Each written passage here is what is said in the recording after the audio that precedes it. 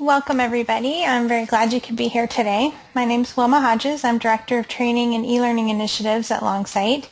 And today's session is going to be a panel presentation from the LAMP Consortium about their experience piloting VeriCite. VeriCite is a plagiarism detection service offered by Longsight, which integrates with Sakai, Moodle, and other LMS systems via LTI integration. During this session, faculty from different colleges who participated in the VeriCite pilot will share their experiences. Martin Ramsay, Director of the LAMP Consortium, will also share his overall perspective on the project.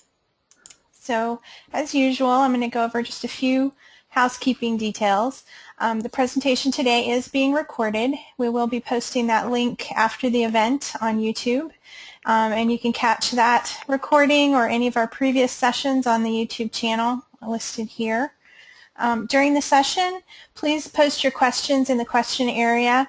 Since this is going to be kind of a panel discussion, we really want to get a lot of questions from the audience. So please don't be shy. If you think of something, go ahead and type it into the question box. And Martin will actually be moderating the questions that come in through GoToMeeting.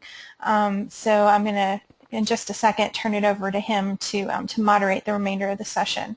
But if you also would like to enter anything into Twitter, you can use the hashtag Sakai Showcase, and I'll be monitoring that for any questions that come in, and I'll post those to Martin so that we can incorporate questions from Twitter as well. So either or, whichever one you prefer. And as always, if you have any follow-up questions or you'd like to volunteer for a future session, please feel free to email me at wilma@longsight.com. Now, I do want to put in just a quick plug about the upcoming Sakai virtual conference. For those of you who haven't attended one of our webinars or seen one of the other announcements, it is going to be a totally online conference on Friday, November 7th. Our keynote speaker is going to be Michael Feldstein from eLiterate. And the full conference program should actually be announced next week. So you can check the conference website for details on all the scheduled sessions. Registration is $50 per person or $500 for a group registration. And all of the proceeds are going to go toward Sakai feature development. So we encourage you to register. There's still plenty of time, but if you register by October 15th, you'll receive a conference promo package, which includes a lunch coupon and a t-shirt provided by our sponsors. So if you haven't yet registered, please do so soon. Now I do have a couple of quick polls I'm going to launch, three actually, polls I'm going to launch before I turn over the presenter controls. So let me go ahead and launch the first one. And this one is just asking, what's your primary role at your institution? So I'll give folks a second to answer that. Okay. Last call. All right, I'm going to close that poll and share out the results. So it looks like about half of the folks here today are information technology, and we've got about 28 instructional support, 17 other, and 6% faculty. So it's an interesting mix. It is. Let me go ahead and launch the second poll, which is, does your institution currently license a plagiarism detection service for use within the LMS?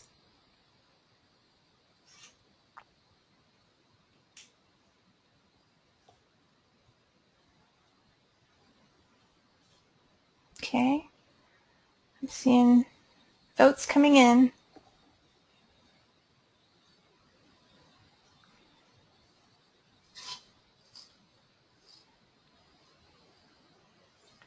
I've only got 68% voted, so if you haven't cast your vote.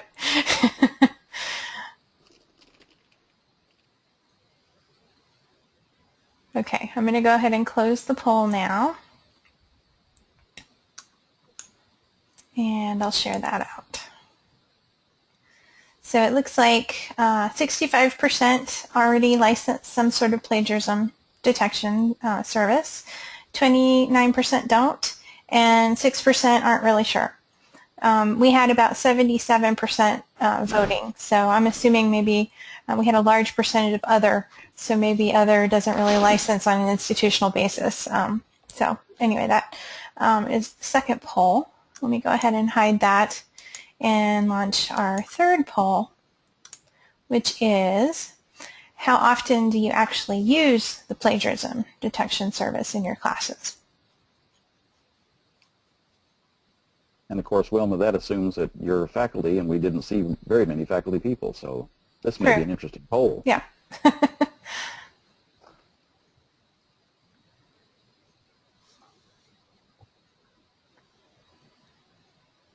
Okay. I'm showing 54% voted. If anybody else wants to cast their vote.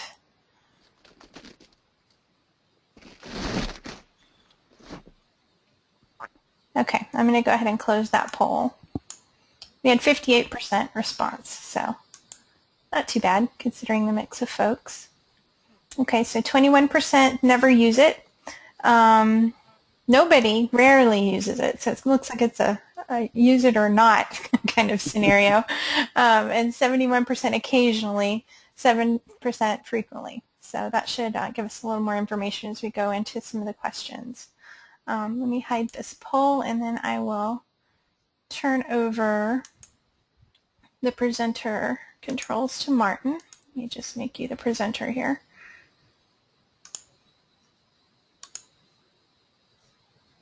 There you go. Take it away, Martin. All right. Well, first let's check on the main thing. Can you see my screen? Yes, I'm seeing it. Okay, very good. Well, very good. I'm Martin Ramsay. I appreciate it, Wilma. It's good to be back with folks again today. We've talked to you all before, I think, and I want to introduce my colleagues that are joining me on this panel presentation. Toni Lynn DeVore is the chair of the School of Graduate Education at Ohio Valley University, which is in a suburb of Parkersburg, West Virginia. And Toni has been a long-time user of Sakai and is an active member of our advisory council on the LAMP Consortium, which I'll talk about in just a minute. I'll explain that. Don McNeil is the chair of the Department of Radiology at St. Catherine College, which is just outside of Louisville, Kentucky. And Don's been an extensive user of Sakai for several years now, too. But we couldn't resist doing this. We just wanted to point out that if I could change my name to Orlando, if I was willing to do that, then the three of us could be Toni, Orlando, and Dawn.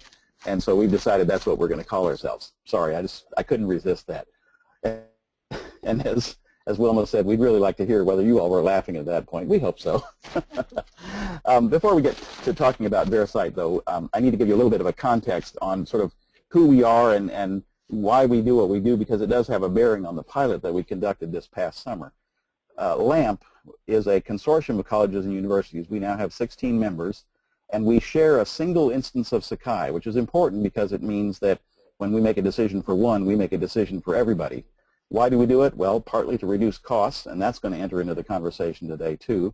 But really, it's because we enjoy and like working together and feel like we're able to provide a better educational experience for our students because we use the technology in that way. It's an interesting group of people, and if you'd like to know more, give me a holler, because I love to talk about the LAMP Consortium.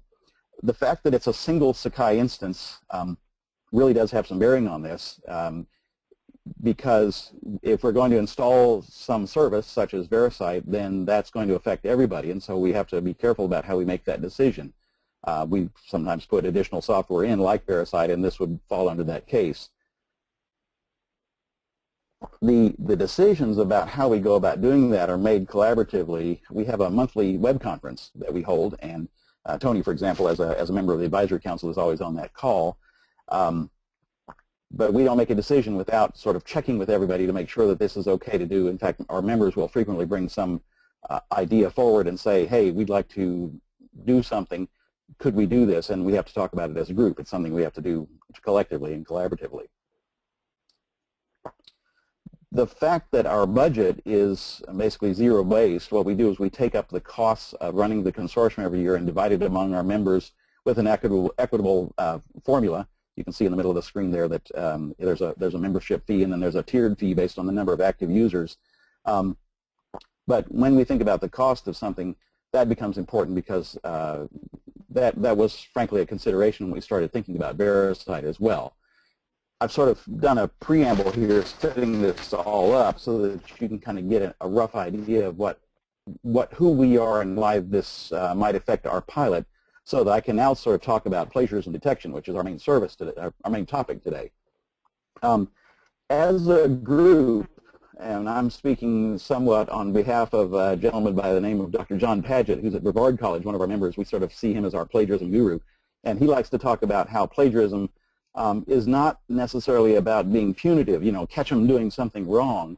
It's much more about pedagogy. So we talk about plagiarism detection being about pedagogy instead of being punitive.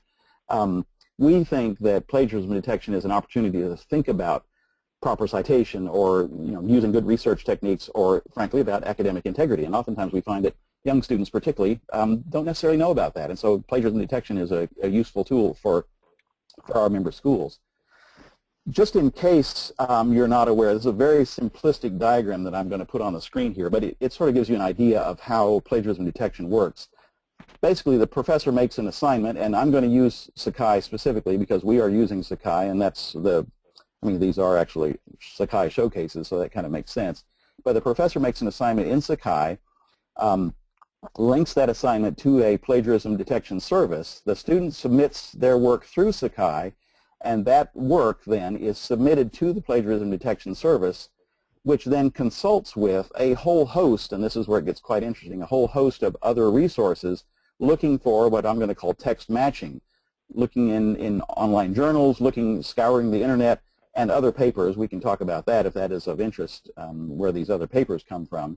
But the bottom line is the plagiarism detection service consults these other resources. When there is matching, it then produces a report that goes back to the professor and optionally to the student, if the professor has set up the assignment this way, so that they can actually get a report on what's going on with any text matching that they find. Now, because it's text matching, it doesn't necessarily mean that plagiarism has occurred. If you find a match, then that gets reported along with where that match came from. So, this particular phrase or paragraph was found on the internet on such and such a website, or this particular phrase or paragraph occurred in this particular journal article, or whatever it might be. But again, I say that a match does not necessarily mean that plagiarism has occurred. It just means that there's an opportunity to have further analysis. In fact, I'll give a counterexample. We have one professor at Johnson University who actually uses it in reverse. He has his students take notes. He submits his own notes first, and then has the students submit their notes as an assignment. What notes did you take on this lecture? And if they do not have enough text matching, then it's cause for concern that perhaps their note-taking needs to be upgraded a little bit. So it's not always about catching them having copied something. It's sometimes making sure that they did really sort of get it in their notes. So just kind of an interesting flip on that. So let me now sort of launch into this pilot that we did, because I want to let the other two folks talk. In 2008, this is a little bit of history, in 2008, we as a consortium decided that we wanted to provide plagiarism detection services, and so we contracted with a major plagiarism detection service provider in 2008.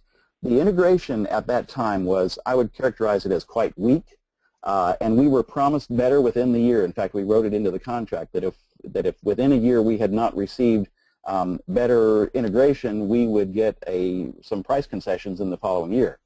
Well, indeed, that did not happen, and indeed, we did get the price concessions for 1 year and 1 year only. But then the costs kept rising, typically 11% a year, and it just became more and more expensive to use this particular service. The customer service wasn't great, don't know how else to say that, and the integration did finally improve in Sakai 2.9, but it still was missing some of the features that we had been promised, and so we thought, we began to be, shall we say, sort of disenchanted. Costs were going up, the integration wasn't great, the customer service wasn't great, and so we started looking around for alternatives. And that's where VeriCite came in. Longsight announced that they had been working on a plagiarism detection service, which they named VeriCite. We used to not know what to call it back in the day before it got actually named. But in 2014, the spring of this year, we were invited to participate in a pilot of this service. And after that shared governance discussion that we always have before we launch into something new, we agreed that we would participate. and 5 of the schools in our consortium participated with sometimes one, but more often than not, more than one faculty member from each school participating in the pilot. And so, frankly, the main purpose of our workshop today is to just sort of let you hear from people about how that experience had gone. So we have 2 folks on the conference call today who've actually used VeriCite in their classes. It's interesting to me, Wilma, that the number of faculty on this call is lower than I might have expected. We were just kind of guessing that it might have interested more faculty, and so maybe this conversation is going to go a different way. But I'm now going to I'll stop. First of all, let me ask, have there been any questions? Because I see that we're getting some interesting things coming in. People are making comments and so forth. Okay, going with LTI, that's good. Very good. All right, so please do shoot your questions to us. We would love to answer them, but I'm going to, Toni, let me call on you first, if I may. Sure, tell them a little about you and tell about your experience this summer. Okay. I'm Toni DeVore. I teach mostly master's classes at a high-value university. It's a master's in education. And I used the VeriCite on all of my assignments for my master's degree classes that summer, and I'm still using it. The majority of my students are teachers or other professionals and truly do understand what plagiarism is. They seem to have more of a problem in not citing a quote or reference correctly than truly plagiarizing, and that was one of the factors that Martin touched on, and that's, for the most part, how it was used in my classes. Most of my assignments are papers or projects. VeriCite is just a tool I use, just like I would use a rubric to score a paper. When I set up an assignment, I just check the little VeriCite box, and sometimes I will check to see if, check for the students to be able to view it, and sometimes I don't. I've never had a student comment on any of the matching that VeriCite has done. There's a color code that represents what percentage of a match there might be in a document, blue, green, yellow, orange. There's also the percentage. Green is like from 1% to 24% match. But there's also the ability when I just pull up a sheet in Sakai that has all of the students' names and their assignments, and then there's a little flag, and if I hover over the flag, it'll say 14% match or 3% match. So I know going in whether I'm going to see much of a match or not. Lots of times if I see nice little green flags, I don't even check it because it's just usually a combination of terms in a phrase. One paper in particular showed a 14% match, and the phrase that it matched was, is more suitable for me. It was a phrase that the student had used, and it was a phrase in a totally different context that somebody else had used, but it did pick up that match. My students know I use the plagiarism detection, but when the pilot was conducted, they saw no differences in creating or submitting assignments. I saw a difference. If a student submitted multiple attachments for a particular assignment, then all were scanned for a match. Before using VeriCite, that wasn't a possibility for us. It would pick the top assignment, the first one, or the first document that was attached, and that was it. As with any new technology tool, there's a bit of a learning curve, but for me, the slope on this one was minimal. My philosophy has always been that technology, in this case VeriCite, should be a support and nearly invisible to the learning process. For me, VeriCite meets my expectations, and even though it's a bit more rigorous in identifying matches than what was used before, I've adjusted and appreciate the detail given in the reports. And Toni, let me interrupt you if I may. That last comment, we had a question from Tricia Gordon who said, are there false positives and how are those handled? And we've had that discussion before, you and I, about sort of quote-unquote false positives. What's your take on false positives? Yes, there are some false positives, like the one I mentioned with is more suitable for me. It's a match in the words, but it's not a true plagiarism thing. So you get a little bit of that, but you learn to, it's like seeing all green flags instead of waiting for the blue ones. The blue ones show no match. And for me, when I see the green flags, that's almost the false positive. You know, there may be a few phrases that are matched, but it's not the whole document. And does that go back to my kind of comments about this is about text matching. It's not about catching somebody having done something wrong, but it causes you to go, exactly. Let's take a look at that. Exactly. Okay, fair enough. other questions for Toni, and she's still on the line, so don't hesitate to ask questions. But meanwhile, let's. Oh, wait a minute. We do have a few other questions. How does the size of the database in VeriCite compare with that of the other guys? I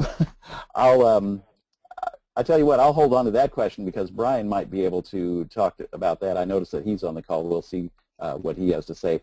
And here's a question. I will go ahead and name this name. Do you have experience with Turnitin? How does VeriCite compare? We agreed amongst ourselves we weren't going to name the name of the product that we had been using prior to VeriCite, but I'll let you sort of fill in the blanks there. And the answer to your question is yes. And so we'll talk about that. But let me let Dawn in on the call now. Dawn, you go ahead and talk about your experience this summer and how things went. Okay. My name is Dawn McNeil, and I'm chairperson for the Department of Radiology. I have bachelor students, so I don't have as many papers as Toni probably does, but I do have a lot of assignments where my students are required to use the VeriCite when they turn their papers in. Using it this summer, I only had 2 classes, so that helped me get really adjusted to the differences in the previous site that we used. What I really like about this, about VeriCite, is the fact that some of the items I make my students go look up, I do want to see exact phrases because I'm asking them to go to a particular website to find things about our profession or our discipline of study, and so that I know that they have gone to the correct place to get it. So I really do like, I won't go into, like Toni said, the way it colors it and the percentages of it, but that helps me see real quickly that they did go to the correct site for the information I asked them to turn in.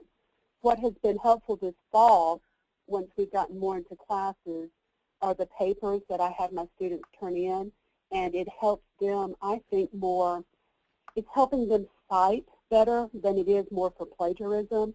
And anytime that I have had one come in that had a little bit too much of matching, I will sit down with the student and then show them how to actually cite better for their next paper. So in the beginning, I may have had more turned green than in the later term because the students are learning how it actually works. And this has been to our advantage because all of their work up until now has been on an associate degree level, and they've not had to write a lot of papers. So that's what I have used VeriCite for more, is helping my students to grow so that they can finish their radiography education, and then hopefully they'll go on into their master's where it will be a whole lot of writing instead of test taking, if that makes any sense. Mm-hmm. So I'm kind of on the other side of where Toni is. And ladies, we're getting some interesting questions coming in, so let me toss a few at you and see what you all think about them. The first one here says, how do students and faculty access the reports? Can students be kept from seeing the reports? I know the answer to that, but I'll let you ladies talk about that. Well, I know that I mark it for the students to see it on every single one, but there is an ability, it's just a little checkbox of whether they do or not. And those reports are pretty much instantaneous once it's submitted. Is that what you see, Toni? Exactly. There are times that I may not want them to see something, and if there's if I don't want them to see it, I just leave the checkbox unmarked.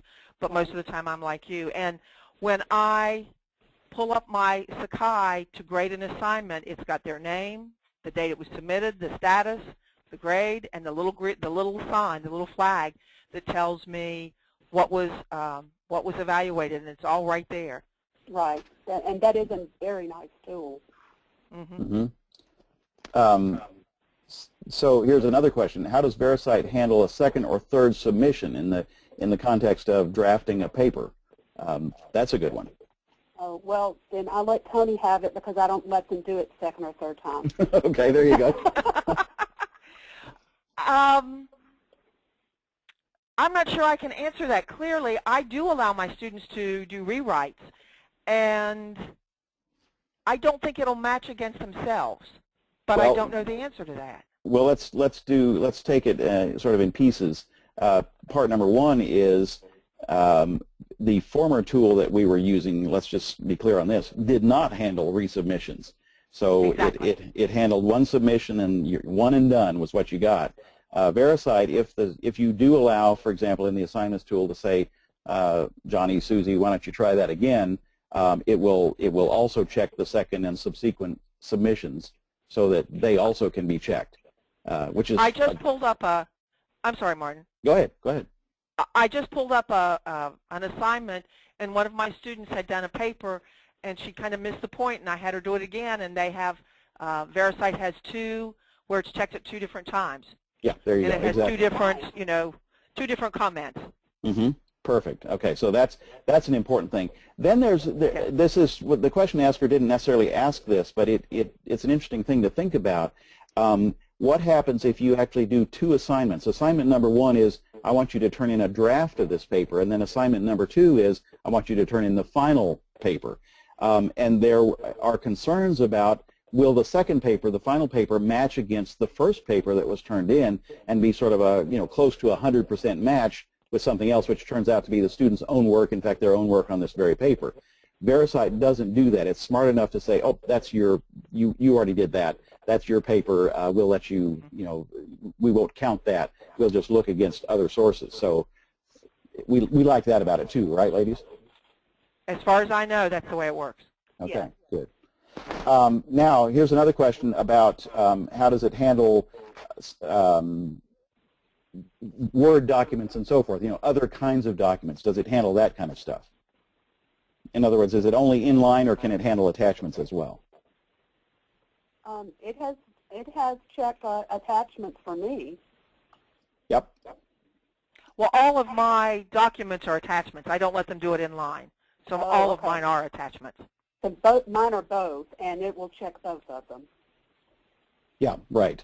And by the way, that's another point in the favor of VeriCite, is that it both handles inline and attachments, and it handles them both. Whereas with another tool that we used, you had to decide which one you were going to do, and you only got one shot at it. So you can do multiple things here. Okay. Good. Okay. Oh, we've got a question here saying, I want to see the controls in the Sakai assignment. Just display the add assignment form. It doesn't have to be a real assignment. And so I'll be working on that on my screen here, Neil. But I can tell you that there's not much to see. It's a single checkbox that says, do you want to check it or not? And if you say, yes, I want to check it, then it opens up and says, do you want the student to be able to see the report as well? And that's it. I mean, the controls are really simple. They're drop dead easy. And Martin, can I put something in on that? Please. The one that we used previously, the first time that you used it, it did take a little while for it to go out there and search, and you had to log in, and sometimes it didn't always work. So with VeriCite, I found that as soon as you used it the first time, it was really quick. So there was no lag time. So that's a good thing, too. Martin, may I add something? Of course. The one thing that we had previously is sometimes it wouldn't score something, and you never knew why.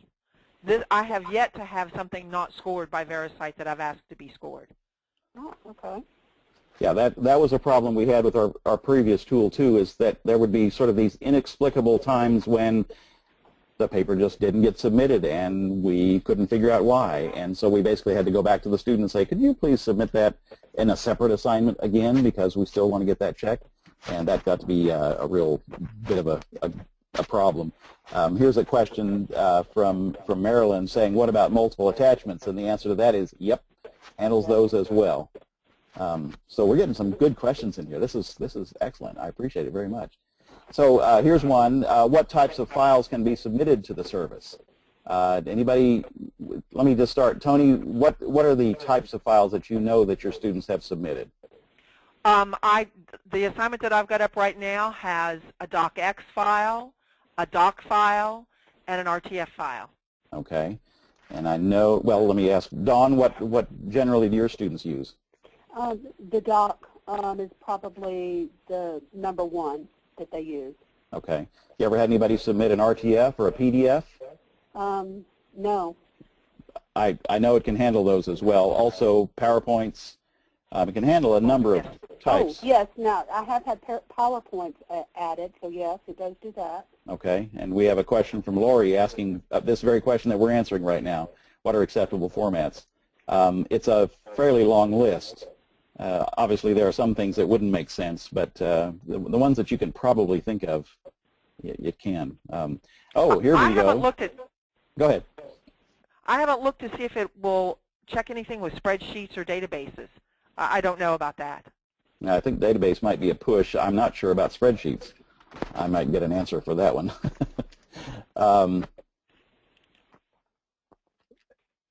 Here's a question. I'm not sure I understand this question. When does VeriCite do the comparison? Maybe that question. Immediately.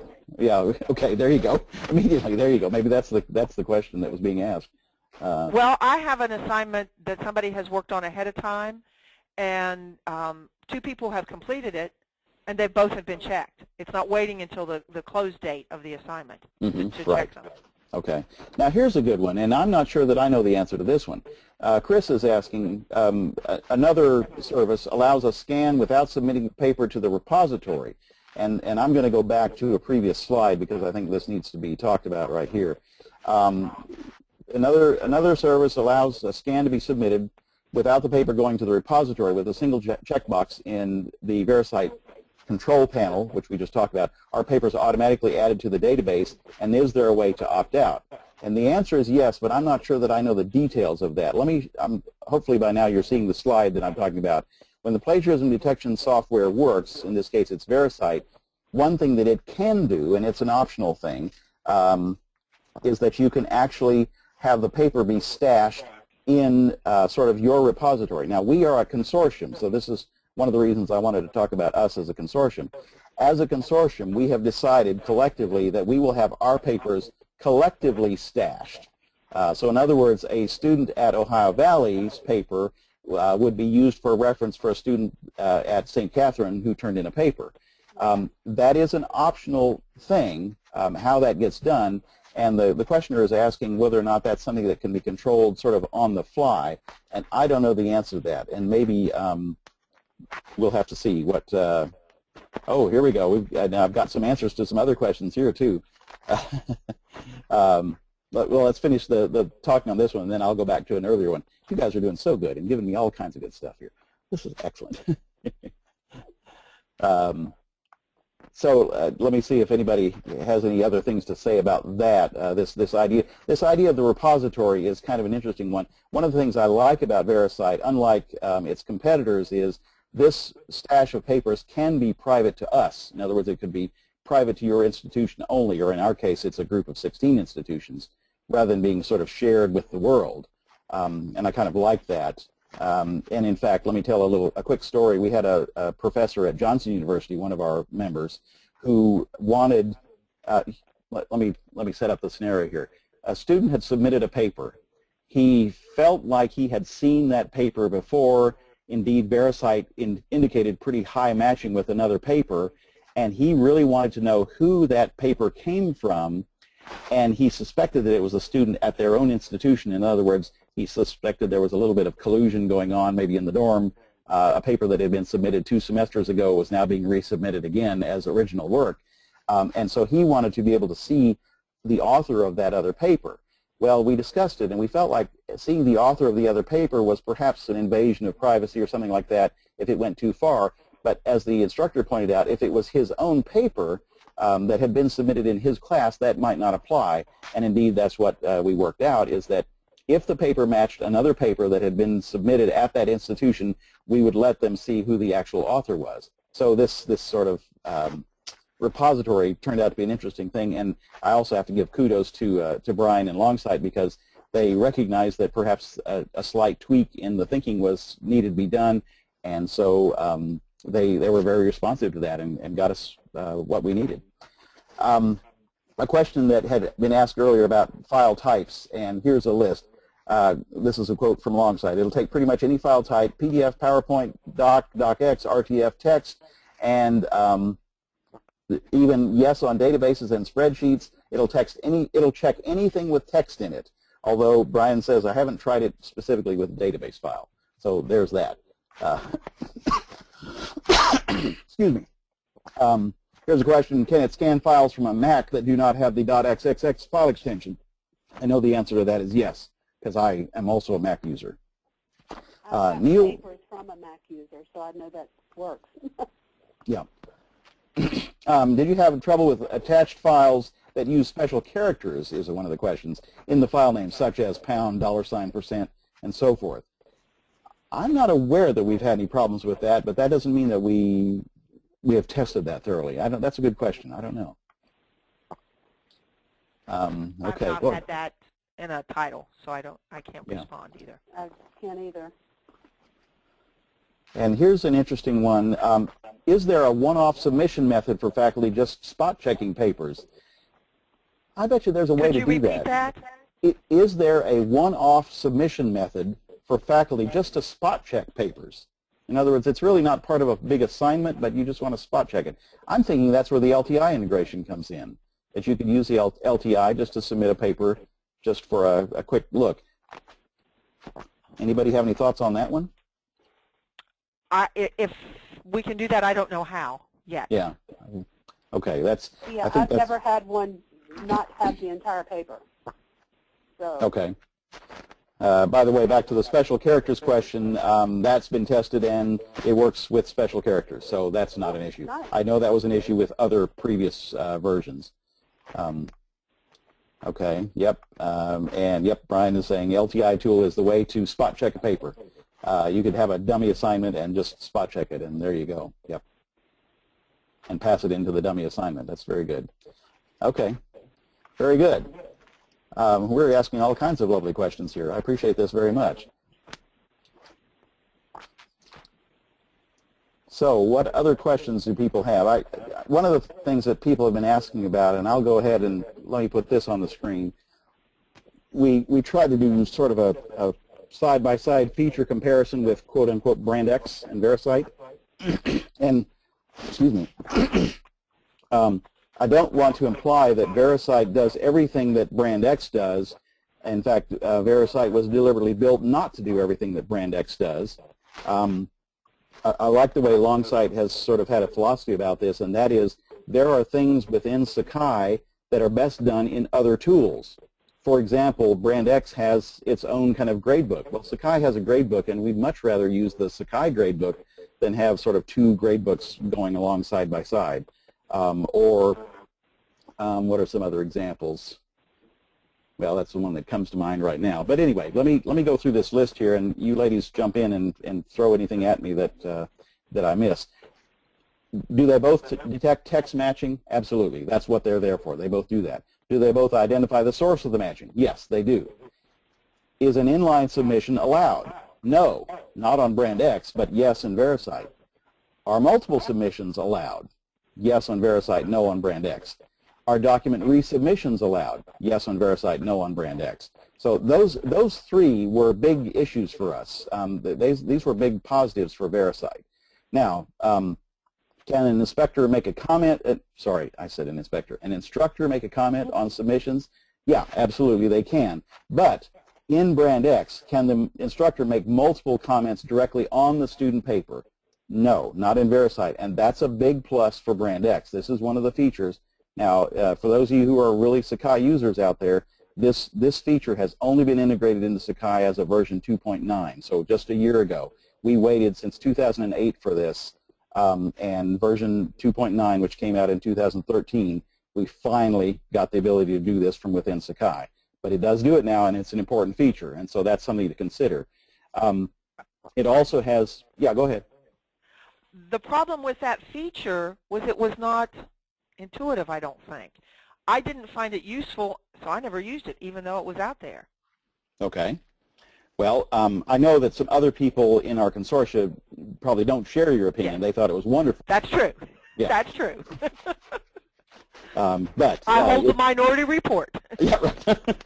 But it is something that that it's worth noting that this tool is there, and some people like it very much. That's true. Yeah. Neil's asking a question here. Let me just address this right quick. I don't think an instructor can submit an assignment. An instructor can't submit an assignment, but an instructor can submit an assignment on behalf of a student. And I think that's what we're really looking for is could a professor take a student's core assignment, a paper, and submit it and have that be checked? And the answer to that is yes. Maybe I misunderstood your question, Neil, so if I did, text me some more. Yeah, in fact, that's this next line here. Instructor can submit on behalf of the student, yes, in both tools. Another difference in Brand X is that it has new, but it now has a rubric for grading, which, frankly, I like very much. I thought this was a powerful tool, very good. And again, this is another area where VeriCite says we don't want to reinvent the wheel. We want to use. There are more appropriate places for a rubric than just within a paper that had been submitted for plagiarism detection. And so we're seeing the beginnings of that. And with release 10 of Sakai, we're seeing a rubric tool within the lessons tool. It's only for students sort of doing peer assessment, but I have this confidence or this hope that we will see more of that in future releases of Sakai, because I think that's an important tool. I'll go ahead and put a plug in for that right now. I'd like to see more rubrics, but I'd like to see it done differently than Brand X. Yeah, I know you would, Toni. Your school is very big on rubrics.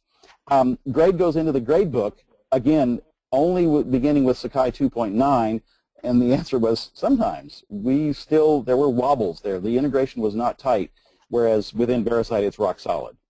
We've never seen the grades not go to gradebook. Peer reviews are available with Brand X, but this part of the integration has never come to fruition.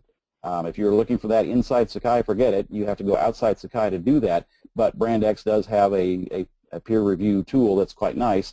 And there is a new peer review tool within Sakai 10, but it's sort of the beginnings, so we're just we're working on that. These are areas that I think VeriCite, no, that's not VeriCite, it's Sakai needs to continue to improve on. LTI integration, yes, rock solid with VeriCite, no with Brand X. And automatic resubmit if previous submissions failed, nope, sorry, this was one of our big problems with the previous service, was they would just sort of inexplicably go out into the ether, and we never got a report, and we didn't know why, and we just ended up having to resubmit them, whereas we've never lost a paper in VeriCite, so that's another rock-solid area. And Neil was asking earlier about cost. I won't steal Longsight's thunder. I'll let them talk to you specifically about what your cost might be, but I can tell you that Brand X cost us 3 to 4 times what VeriCite is going to cost us. So the cost savings were significant, 60 to 65% less. So there is a big difference, and that's an important consideration for us too. So, Toni, Dawn, something to add to that, and then I'll start looking at some of these more questions that have come in while you all are talking. Well, actually, I'd like to ask Toni, have you used the peer review? I have not. Okay, I haven't either, so I was just wondering how that worked.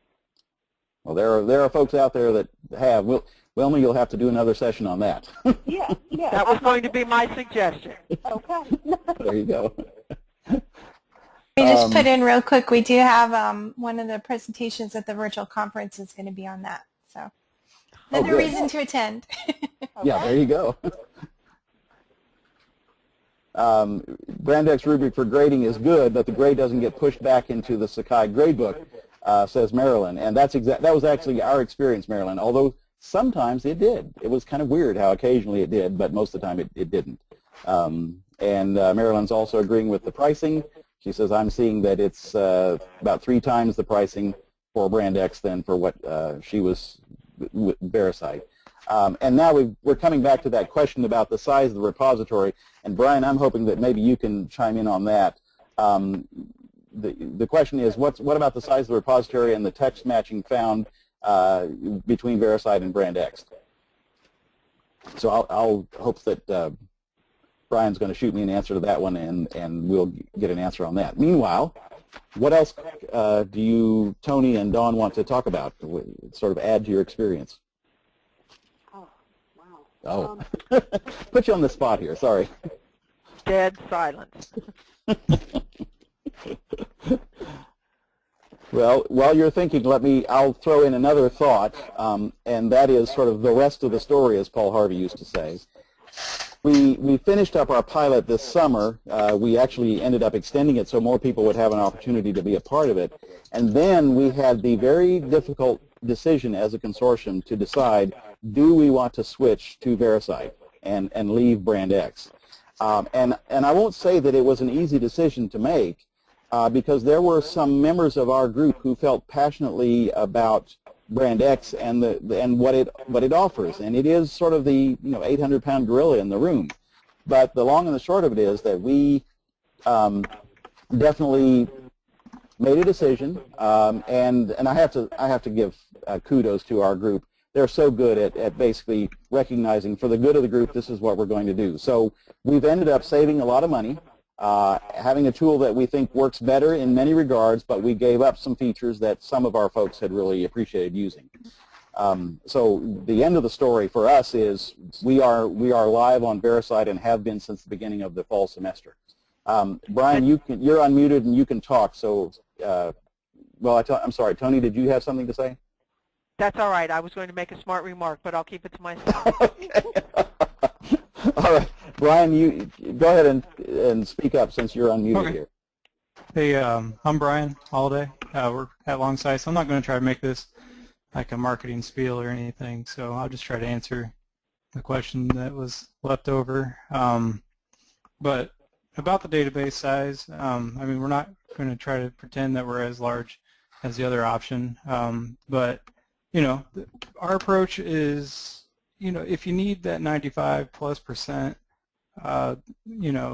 guarantee, maybe your, doctorate level or, writing books, and you have to have 100% close to guaranteed no plagiarism, then, we can't compete with that database size. But we're aiming more for the middle ground, right? For the 75+%, where you're more certain than not, and it's going to check against anybody within your own institution, so it'll definitely get any peer-to-peer plagiarism. And for now, it's up against all basically internet, so anything publicly accessible. We have web crawlers running 24/7. We index Common Crawl, we index Wikipedia, we index tons of large websites that are one of the more trafficked, I guess, web pages, and we're continually improving that. So as your institution grows, your paper repository grows with it. So for LAMP in particular, we grabbed their last, how many years have you guys been on Sakai? 9 years or something? Yeah, we started in 2006, so it's been years of papers that you were able to index and grab. So I mean, we did that for them, and that's easy.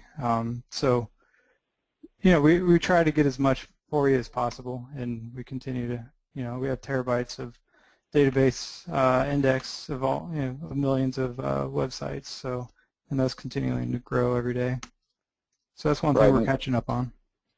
One of the things that I'll add is that we just over the summer, as we were using it more and more, we saw that the quality of the matching was going up and up as we were more web crawling going on, more content in the repository. So it was, we actually saw it happening.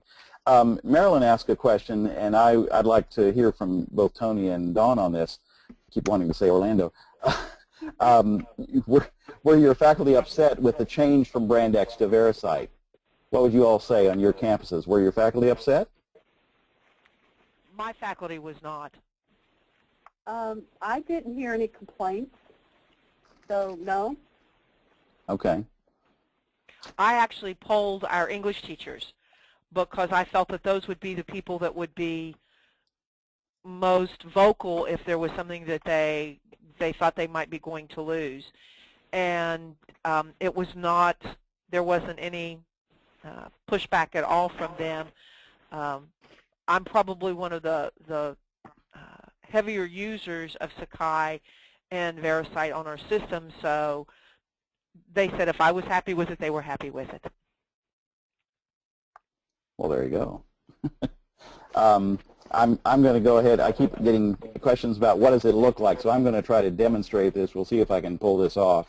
Martin, I actually have it up if you Neil want is me to. asking, does VeriCite check against subscription journals? And oh, okay. Well, Yeah. go ahead. Let's Okay, I'll just put grab it back the over on your screen. presenter control real quick. Okay. Do I have to give it to you? I'm just switching it over. Okay. Are you seeing my screen? Not quite. I do. Yes, I can Yes, see okay. it. Yes? Yeah, there okay. we go. All right. So what I have here is just a demo course. This is actually on one of the LAMP servers where there's some sample assignments in here, and you'll see that the little red ribbon next to the ones, these are the ones that have VeriCite enabled. So you can kind of tell at a glance. If you go in to the actual assignment details, like when you set up an assignment, this is the little box here. And as Martin said, it's pretty simple. You just check this box if you wanted to use VeriCite, and then you also have the option to allow or not for students to view the reports.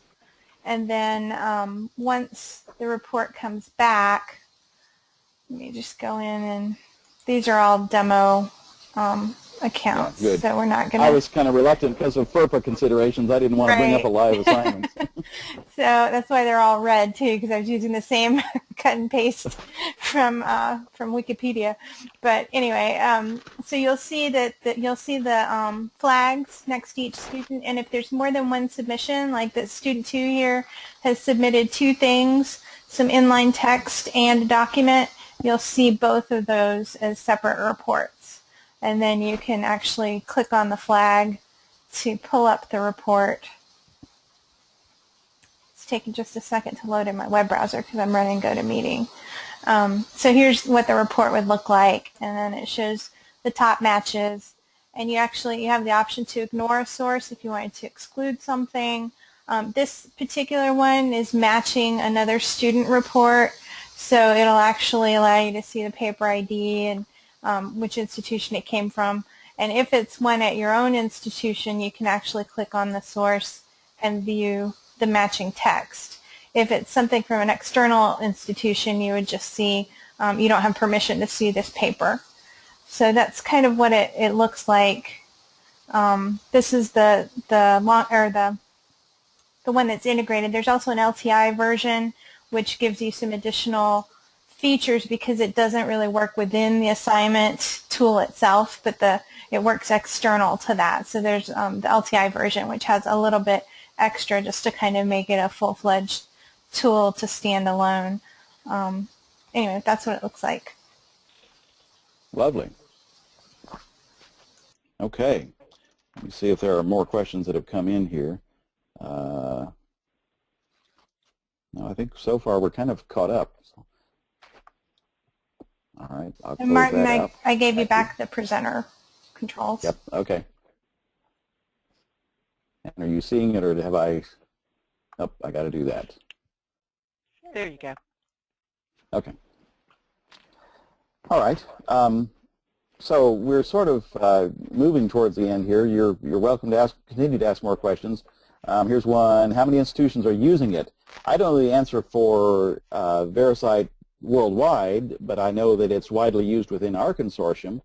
Brian, you want to comment on that? Do you know how many institutions are using it so far? How much traction are you getting? Okay. Well, so we're just now going out of beta from October 1st will be our official release date. So technically, nobody's adopted it. You guys adopted it on your side, but we don't have a contract with you yet. So you haven't officially told us yes yet? Oh, geez. That's right. You said yes. We haven't said yes yet. I see. But what do I have to do? Send flowers or what? yeah, a little bit more than just this conversation. Anyways, so October 1st we're doing the free trials for 3 months. So really January 1st is when people start officially adopting VeriCite. But for pilots, we signed up about 15 people in pilots. You started in January, which is you're the first pilot. Yeah. But as I think we announced it as Sakai, conference as a soft beta release, and we got more since then. So I'd say about 10 of those people were active pilots. And out of all the pilots, you were by far the most active. I think you were doing about 600 submissions a day. Oh, wow. I didn't know that. Okay. Yeah, you guys are pretty active. Wahoo! And that's actually another thing. We offer statistics for admins. If you just go to the LTI tool, you can actually look up your daily usage and other reports as well. I learned something. I didn't know that. So, okay. If you're an admin user, you get an extra tab that says, I think it says admin, and then from there you can go to like reports. Cool. Okay, I'll have to do that because my role as the director of the consortium is that I report to our member schools on things like that. So I'm just talking out loud here, but now that I get to know that I can do that, I'll start reporting on that sort of thing too. And yes, I realize it was redundant to say I was talking out loud. All right. Toni, other comments that you think people ought to hear before we let them go? They're just lucky we didn't sing Tie Yellow Ribbon. That's true. Dawn, any final comments? No, I don't think so. Okay. Then Thanks Wilma, for the opportunity. Yeah, we appreciate this, folks. Wilma, I think I'll turn it back over to you and let you wind us down. But I will say before I leave that any questions people have that they want to ask of us that sort of are in the trenches, using it, we'd be happy to talk about that and what our experience has been. Well, thank you, I agree. Martin and Toni and Don, or Toni, Orlando, and Don is your alias there. I really appreciate you guys sharing your experience with us. I think it was really helpful to hear from somebody who's actually used it. So once again, my thanks for doing that. And if anybody's questions weren't answered or you'd like some follow-up, please feel free to contact me or Martin, and we'll be happy to answer any questions that come up. And once again, thank you for being here. Hopefully you can join us next month. We're going to actually have Josh Barron talk a little bit about the Lessons Enhancement Project and the status on that and how it's moving along. So that should be a great session for October. So with that, I will let you all go, and thanks again for being here. Okay, thanks everyone. Thank you. Bye-bye. Bye-bye.